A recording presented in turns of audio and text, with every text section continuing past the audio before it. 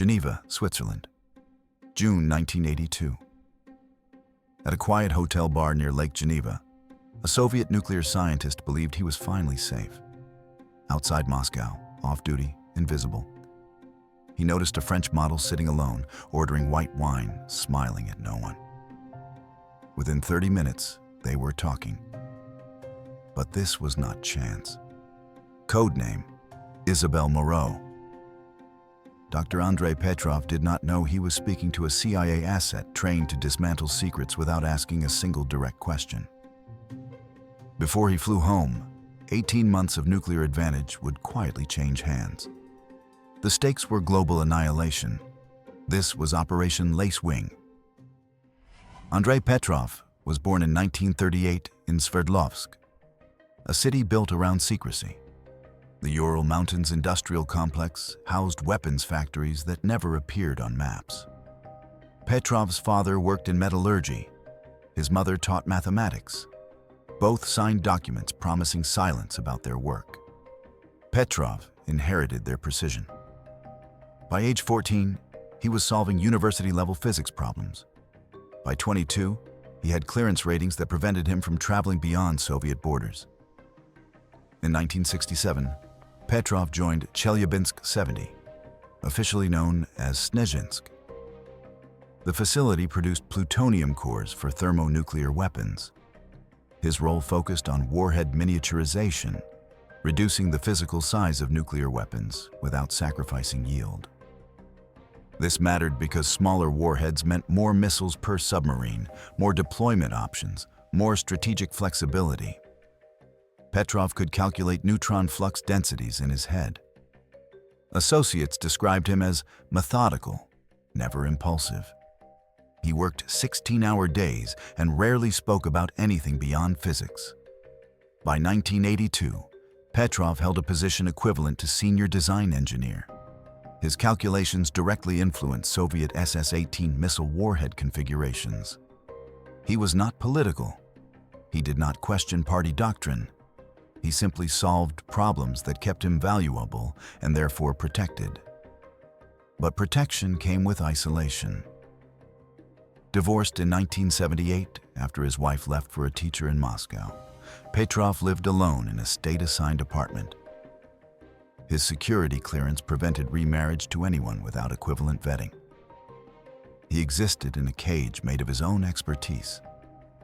When the International Atomic Energy Agency announced a physics conference in Geneva for June 1982, Petrov submitted an application to attend.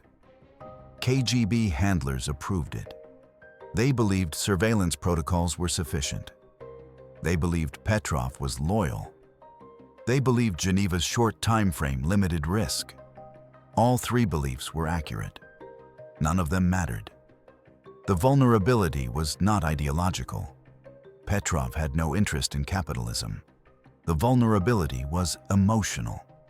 Loneliness creates apertures that ideology cannot close. Western intelligence agencies understood this. The CIA called it the intimacy vector. By early 1982, U.S. intelligence faced a strategic problem. Satellite imagery confirmed expansion at Chelyabinsk 70 and Artemis 16, the Soviet Union's primary nuclear design laboratories. Construction patterns suggested miniaturization breakthroughs, but technical specifics remained invisible. Signals intelligence captured encrypted communications that defied decryption. Human intelligence relied on defectors who possessed outdated knowledge or middlemen who could not access technical details. The CIA turned to doctrine refined across 40 years of Cold War operations. Mice, money, ideology, coercion, ego. Petrov was unreachable through money.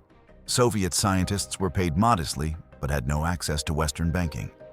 Ideology was a dead end. Petrov showed no dissident tendencies. Coercion risked diplomatic catastrophe and could trigger defensive compartmentalization. That left ego. But ego required a specific form: validation through intimacy. The agency called this approach non-coercive elicitation. The logic was straightforward. Humans leak secrets when they feel understood, not when they feel threatened. This method worked because it bypassed conscious loyalty. A target could remain ideologically committed while emotionally compromised. The brain's reward systems do not recognize borders. The obstacles were severe. First, KGB counterintelligence maintained constant surveillance of Soviet scientists abroad. Hotel rooms were monitored. Phone calls were logged. Even casual conversations with Westerners triggered reports. Second, the time window was minimal. The Geneva conference lasted 5 days. Petrov's schedule included mandatory group activities supervised by Soviet handlers. Third, any overt intelligence contact would burn the operation and guarantee Petrov's arrest, destroying any future recruitment potential. Planners identified one advantage. Western hotels operated under Swiss sovereignty.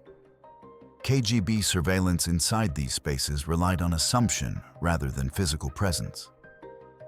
Agents monitored lobbies and entrances, but could not install equipment without violating Swiss neutrality. The spaces between public and private, elevators, bars, hotel rooms, were soft gaps, exploitable. When Petrov's name appeared on the Geneva attendee list in May 1982, CIA operations officers in Langley's Soviet division initiated what they termed a short-cycle operation. Total planning time, 6 weeks. The authorization came from the Deputy Director of Operations with a classified mandate. Acquire technical intelligence on Soviet warhead miniaturization without exposing sources or methods. No extraction, no recruitment pitch, just information. During the planning phase, a case officer designated as Cardinal 7 reviewed surveillance archives on Soviet conference attendees. Petrov's file showed patterns. He attended evening receptions but left early. He drank wine, not vodka. He avoided group conversations. He stood near windows. Behavioral analysts called this seeking exit vectors, a subconscious desire to escape social pressure. It also indicated receptiveness to one-on-one engagement. One detail from a 1979 conference report proved critical. A French journalist had briefly spoken with Petrov about alpine photography. Petrov had smiled. The interaction lasted 8 minutes before a Soviet colleague interrupted. The transcript noted Petrov's visible disappointment when the conversation ended. He was not antisocial. He was starved for connection. The operation required a specific kind of operative, not a diplomat who might trigger security flags, not a scientist whose technical questions would seem suspicious, someone who existed in public spaces without suspicion, someone whose presence beside a lonely physicist would seem like fortune rather than design. The CIA built Isabelle Moreau over 6 months, though her legend stretched back years. The cover, a French fashion model transitioning into photography. Her backstory included catalog work for mid-tier Paris agencies between 1976 and 1980. Enough to verify, but not prominent enough to scrutinize. Tax records existed. So did rental agreements in the 11th arrondissement. She had recently shifted focus to editorial photography, specializing in architectural and environmental portraiture. This explained her presence at international conferences. She was developing a photo book concept, exploring scientists in their professional environments. The woman behind the legend was a CIA officer recruited from an unusual pipeline. Former military intelligence with language aptitude and what agency psychologists called adaptive persona fluidity. She could maintain cover identity under stress without micromanaging behavioral details. Her Russian was fluent with a convincing French accent, the kind acquired by someone who studied language formally but lived in Paris. She had spent 3 months in preparation, absorbing Parisian mannerisms, fashion industry terminology, and photography technique sufficient to pass casual examination. Equipment was deliberately minimal to avoid exposure risk. A Minux C camera disguised inside a cosmetics compact. Dimensions: 8.3 centimeters by 2.8 centimeters. The camera used 9.5mm film-rated ISO 400, allowing low-light photography without flash. A second tool: memory recall techniques refined by agency psychologists, enabling photographic retention of text, numbers, and diagrams without physical recording. Communication protocols avoided electronic transmission. A dead-drop system used hotel laundry service tags as signals. A specific folding pattern on a bath towel placed in the hallway indicated material ready for transfer. The case officer in Bern would arrive within 4 hours. Technical support operated from a Geneva safe house 7 kilometers from the conference venue. Fewer people meant fewer vectors for compromise. By June 12, 1982, all elements were positioned. Isabelle Moreau checked into the Hotel Beau Rivage under her legend identity. Her room was on the 4th floor, 3 floors below Petrov's assigned accommodation. She attended the conference's opening reception on June 13th, carrying a Nikon F3 camera as part of her cover. She photographed speakers and attendees, asking permission, building presence. Petrov was in the room. She did not approach him. Establishing pattern mattered more than immediate contact. The operation had 96 hours before Petrov's scheduled departure. Patience was tactical. June 14, 1982. 2100 hours and 10 minutes. The hotel bar occupied a corner space overlooking Lake Geneva. Soft lighting, 15 tables, low occupancy on a Monday evening. Isabelle Moreau entered at 20:05 hours and selected a seat with clear sightlines to the entrance. She ordered Chablis. She opened a French photography magazine. She did not look at the door. Andrei Petrov arrived at 20:40 hours, alone. His conference badge was gone, replaced by casual attire. Gray slacks, white shirt, no tie. He moved to the bar rather than a table, ordering wine in hesitant English. The bartender replied in French. Petrov switched languages. His accent was Russian, but his vocabulary was competent. He sat 3 meters from Isabelle, oriented toward the lake view. For 20 minutes, neither acknowledged the other. This was deliberate. Approaching too quickly would trigger suspicion. Isabelle turned pages. She sipped wine. She glanced at the lake once, then returned to her magazine. Petrov finished his first glass and ordered a second. He looked tired. He checked his watch twice. Both were signs of disengagement from his environment, a mental state conducive to receptiveness. At 21:06 hours, Isabelle looked up as if noticing the view for the first time. She smiled, not at Petrov, but at the window. Then she returned to her magazine. 30 seconds later, Petrov spoke. "The lake is better during the day." His voice carried hesitation. Isabelle turned, her expression suggesting mild surprise rather than eagerness.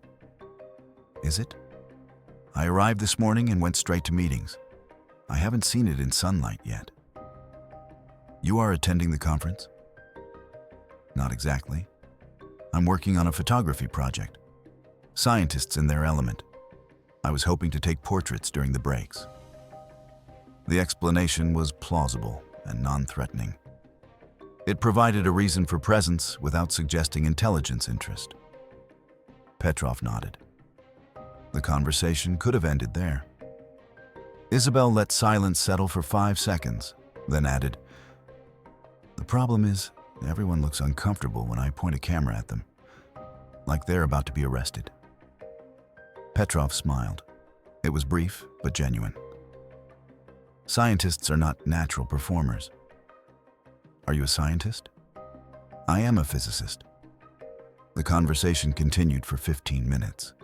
Surface-level topics, travel difficulties, Geneva's prices, the strangeness of hotel food. Isabelle did not probe. She listened more than she spoke. She laughed at appropriate moments. She mentioned Paris only when Petrov asked about her accent. She offered no last name. At 21:32 hours, a Soviet delegate entered the bar. Older man, gray suit, conference badge visible. He glanced at Petrov, then at Isabelle, then approached. He spoke Russian. "Andrei Vladimirovich, I did not expect to find you here." Petrov's posture shifted, shoulders tightened. His response was polite but minimal. "I needed air. The session rooms are too warm." The delegate smiled without warmth. "Yes, we have an early start tomorrow. Best not to stay up late." The message was clear. Petrov nodded. The delegate left after 30 seconds, but the damage was done. Isabelle saw Petrov's face close. He finished his wine quickly. He stood. "I should go. Early morning." "Of course. It was nice talking with you." He hesitated, then said, "Perhaps I will see you tomorrow." "Perhaps." He left. Isabelle remained for 10 more minutes, finishing her wine, then returned to her room. The first contact was complete. Brief, plausible, interrupted by Soviet oversight. Perfect. The interruption made Petrov feel observed, which meant the next contact would feel like escape. June 15th, 1982. The conference schedule included a mandatory group dinner at 19:30 hours. Isabelle did not attend. Instead, she remained in the hotel lobby, reading visible. At 20:15 hours, Petrov entered the lobby. He had skipped the dinner. He looked around, saw Isabelle, and approached directly this time. "You are not at the dinner." "I wasn't invited. You?" "I told them I was tired." He sat without asking. The shift in behavior was significant. Yesterday's caution was gone, replaced by decisiveness. Isolation had created hunger for engagement, and the previous night's interruption had framed further contact as defiance rather than risk. They talked for 90 minutes. Isabelle guided the conversation through topics that bypassed technical questions but revealed psychological terrain. She asked about stress. Petrov admitted he worked too much. She asked why he never smiled in the conference photos she had seen. He said smiling felt performative. She shared a fabricated story about her father, an engineer who had loved his work but died young from exhaustion. Petrov listened. The mirroring was intentional. At 21:45 hours, Petrov said, "Would you like to see the view from my room? The lake is visible from a better angle." The invitation carried obvious subtext. Isabelle paused, allowing appropriate hesitation, then nodded. They took the elevator to the 5th floor. Room 512. Petrov unlocked the door. The space was standard. Double bed, desk, chair, window overlooking water. No surveillance equipment was visible, but that proved nothing. KGB methods included concealed microphones in lamps and telephones. Isabelle moved to the window. She commented on the view. Petrov poured wine from a bottle he had brought from the bar. They sat. The conversation shifted toward the personal. Petrov mentioned his divorce. Isabelle expressed sympathy. He asked about her relationships. She said she had ended something recently, someone who did not understand her work. Both revelations were intimate without being graphic. Trust was being built, brick by brick. At 23:10 hours, Petrov mentioned his work for the first time, not through technical detail, but through complaint. "I spend my life making things smaller and more efficient, and no one will ever know. My work disappears into state archives." Isabelle responded carefully. "That must feel lonely, to create something important and have no one appreciate it." "Exactly. The word came quickly. He wanted to be understood. That need was the aperture. Over the next 40 minutes, Petrov did not reveal classified formulas or weapon specifications. But he spoke about the pressure of precision, the impossibility of error, the way his colleagues competed over fractional improvements. He mentioned Section 4B almost casually, referring to it as the worst part of the review process. Isabelle did not ask what Section 4B was. She simply nodded. At midnight, she said she should go. Petrov walked her to the door. He asked if she would meet him again tomorrow. She said yes. June 16, 1982. 07:20 hours. Petrov left his room to attend the morning conference session. Isabelle waited 5 minutes, then used a copied key card provided by the technical officer to enter room 512. The maid service window was 0700 to 0900 hours, meaning cleaning staff could enter at any moment. She had 12 minutes maximum. On the desk sat a conference binder, dark blue cover. No classification markings, but inside were notes Petrov had handwritten during sessions. She found Section 4B, a series of annotated diagrams related to yield-to-weight ratios for compact warhead designs. The Minox camera required steady hands. She photographed 6 pages in 90 seconds. Each click was silent but felt deafening. At 0740 hours, she heard water running. Petrov was showering. She replaced the binder exactly as positioned and exited. The entire entry lasted 8 minutes. That evening, they met again. Petrov invited her to dinner outside the hotel. They walked along the lakefront. He held her hand. He spoke about his childhood in Sverdlovsk, about his parents, about the weight of expectation. Isabelle asked questions that revealed nothing about intelligence value, but everything about psychology. She was mapping him. At 23:15 hours, back in his room, Petrov retrieved a small notebook from his suitcase. He showed her a handwritten formula related to neutron moderation efficiency, explaining it the way someone might share a poem. This took me 3 months to derive. It is elegant. Isabelle looked at it, memorized the structure, and said it was beautiful. She meant the compliment. The formula was elegant. The moment was also exploitation. At 0600 hours on, June 17th, Isabelle used the laundry signal protocol. A bath towel folded in thirds, placed outside her door with the hotel's laundry tag positioned at a 45-degree angle. The case officer retrieved it at 0830 hours. Inside the folded towel was the Minox film canister, wrapped in a plastic hotel shower cap. No words, no direct contact. At 0930 hours, Andrei Petrov boarded Swissair Flight 345 to Moscow. He believed he had spent 4 days attending a physics conference and met someone who understood him. Isabelle Moreau checked out of the Hotel Beau Rivage at 1100 hours. Her legend would dissolve over the next 6 months, scrubbed from agency records, tax filings corrected, photographs removed from archives. The film reached Langley within 72 hours.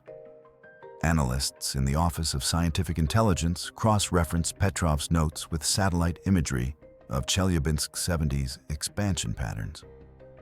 The diagrams confirmed suspicions about plutonium core compression techniques. The yield-to-weight ratios revealed Soviet progress on miniaturization that satellite thermal signatures alone could not verify. None of it was a smoking gun. All of it was context. Intelligence work is mosaic construction. The memorized formula provided the most immediate value. It indicated a specific approach to neutron flux management that U.S. designers had considered but abandoned. Soviet success meant the approach was viable. This single data point influenced design reviews for the W-88 warhead program, saving an estimated 14 to 20 months of experimental testing. The strategic advantage was not one breakthrough, but the compression of timeline. In a nuclear arms race, 18 months of lead time translates to operational deployment windows that shift the balance of deterrence. The KGB never arrested Andrei Petrov. No interrogation came, no charges filed. Officially, nothing happened.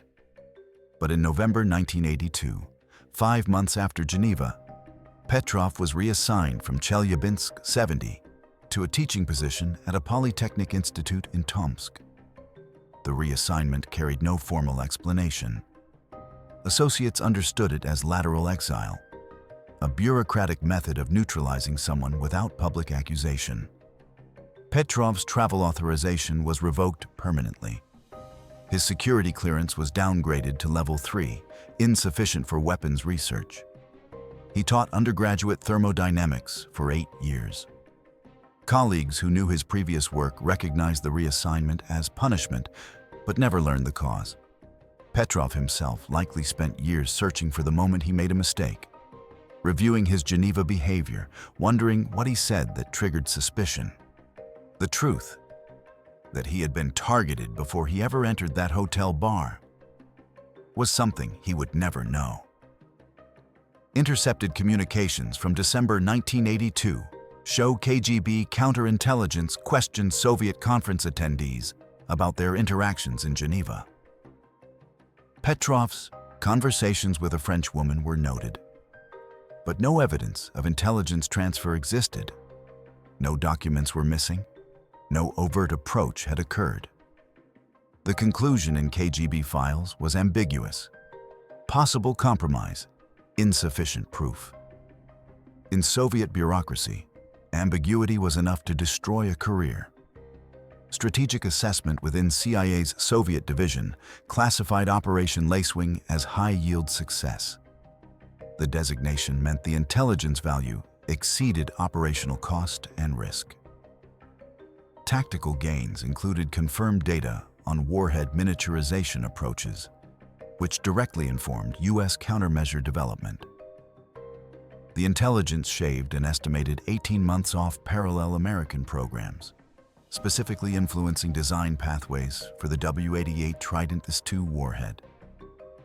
That weapon system became operational in 1988, 1 year ahead of original projections. Broader strategic impact involved validation of non-coercive elicitation doctrine. Prior to LACEWING, agency debates questioned whether emotional exploitation could yield technical intelligence from highly trained scientists. Conventional wisdom favored defector recruitment or signal intercepts. LACEWING demonstrated that humans leak secrets through context and conversation patterns, even when they consciously avoid classified disclosure. The operation reshaped training protocols for case officers operating against technical targets throughout the late Cold War period. The cost was measured in multiple dimensions. Diplomatically, the operation carried minimal exposure risk because it left no forensic trail. Unlike signal intercepts or photographic surveillance, conversational elicitation produces no physical evidence. This made retaliation difficult, even if Soviet intelligence suspected compromise. But operational costs included the destruction of Petrov's career and personal life.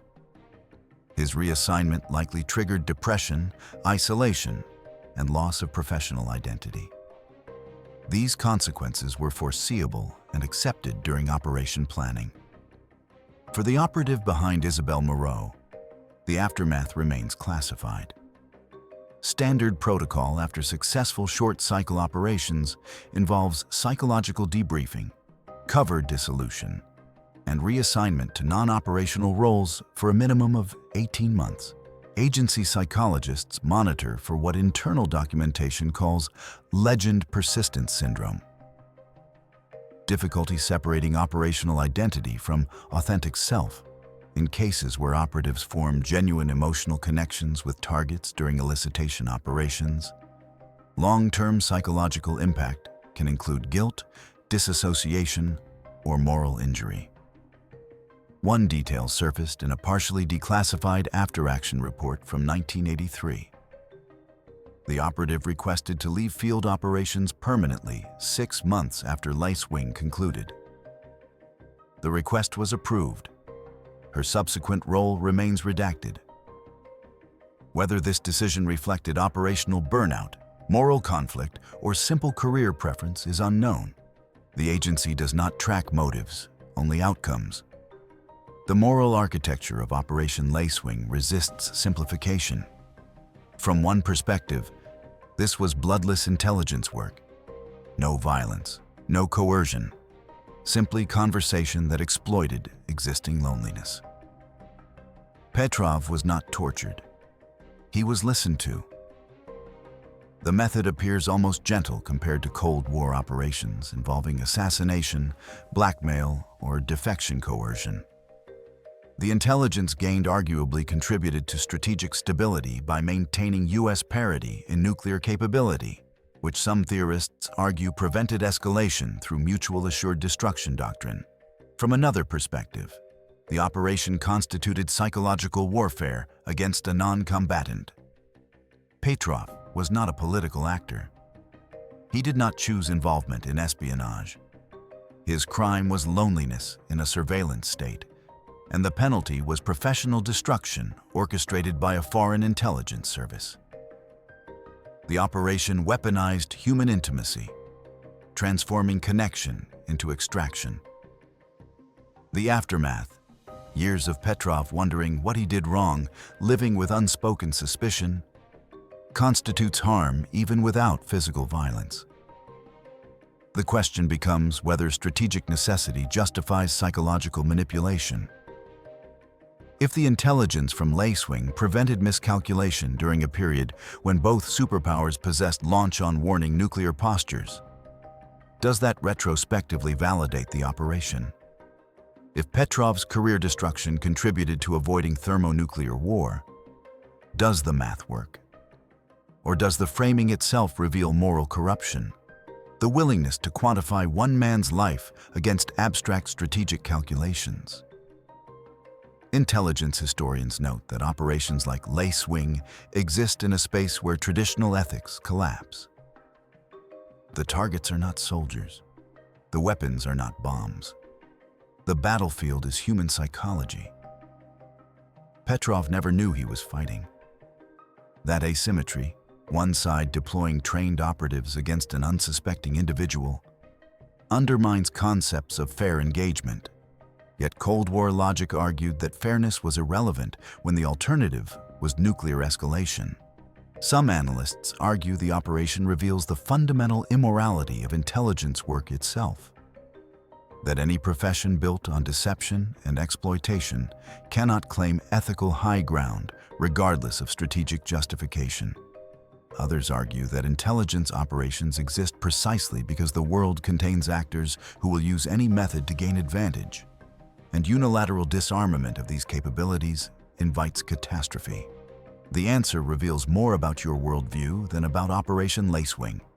If you believe outcomes justify methods, the operation was successful statecraft. If you believe means matter independently of ends, the operation was sanctioned cruelty. If you believe morality is contextual and nuclear stakes change ethical calculus, the operation was tragic but necessary. None of these positions are provably correct. All reflect choices about what kind of world we want to build and what we are willing to destroy to build it. What's your take? Was Andrei Petrov a casualty of necessary intelligence work? Or was he the victim of psychological violence dressed as strategy? Does the fact that he never knew he was compromised make the operation more ethical or less? If intimacy can be weaponized this effectively, what does that mean for trust in any human relationship? Drop your perspective in the comments. And if this story made you reconsider what counts as violence in the intelligence world, share it with someone who still thinks espionage is just about stealing documents.